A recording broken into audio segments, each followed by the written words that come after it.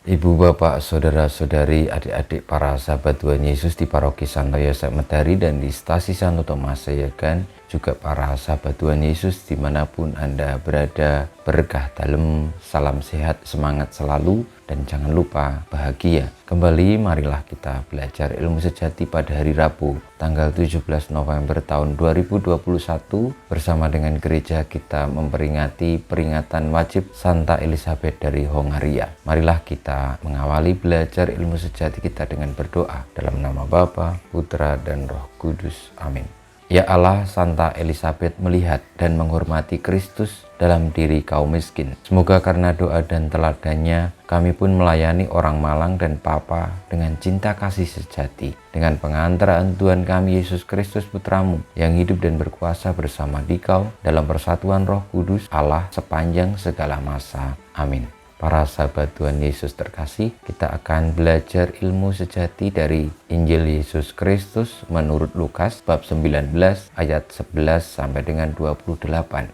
Pada waktu Yesus sudah dekat Yerusalem, orang menyangka bahwa kerajaan Allah akan segera nampak. Maka Yesus berkata, ada seorang bangsawan berangkat ke negeri yang jauh untuk dinobatkan menjadi raja. Sesudah itu baru ia akan kembali. Maka ia memanggil 10 orang hambanya dan memberi mereka 10 mina. Katanya, pakailah ini untuk berdagang sampai aku kembali. Akan tetapi orang-orang sebangsanya membenci dia, lalu mengirimkan utusan menyusul dia untuk mengatakan, kami tidak mau orang ini menjadi raja atas kami. Dan terjadilah ketika ia kembali setelah dinobatkan menjadi raja, ia menyuruh memanggil hamba-hambanya yang telah diberinya uang itu untuk mengetahui berapa hasil dagang mereka masing-masing. Yang pertama datang dan berkata, Tuan, mina Tuan yang satu itu telah menghasilkan 10 mina. Katanya kepada hamba itu, baik sekali perbuatanmu itu, hai hamba yang baik. Engkau telah setia dalam perkara kecil, karena itu terimalah kekuasaan atas 10 kota. Datanglah yang kedua dan berkata, Tuan, mina Tuan telah menghasilkan 5 mina. Katanya kepada orang kedua itu,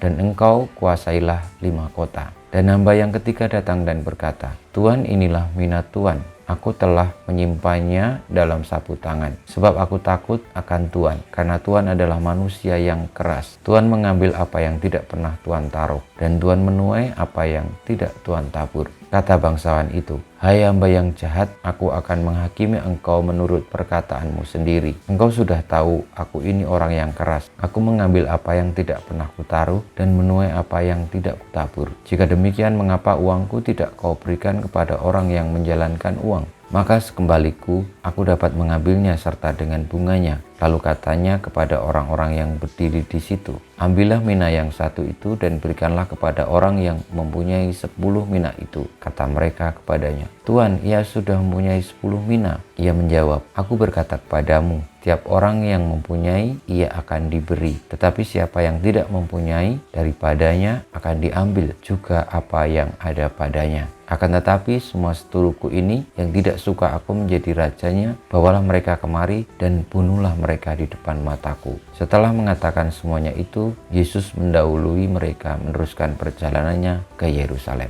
Demikianlah Injil Tuhan kita, terpujilah Kristus. Para sahabat Tuhan Yesus yang terkasih, perumpamaan yang disampaikan Tuhan Yesus tentang hamba yang diberikan tugas untuk mengelola mina yang diberikan oleh tuannya mengajak kita untuk menyadari bahwa dalam hidup ini kita perlu bertanggung jawab, dan tanggung jawab itu pula yang akan membawa kita kepada keselamatan, kepada kerajaan Allah sendiri. Kita mohon berkat Tuhan, semoga kita menjadi pribadi yang penuh tanggung jawab dan berani untuk menanggung segala kesulitan karena melaksanakan sabda Tuhan. Kemuliaan kepada Bapa dan Putra dan Roh Kudus, seperti pada permulaan, sekarang, selalu, dan panjang segala abad. Amin. Ya Yesus, jadikanlah hati kami seperti hatimu.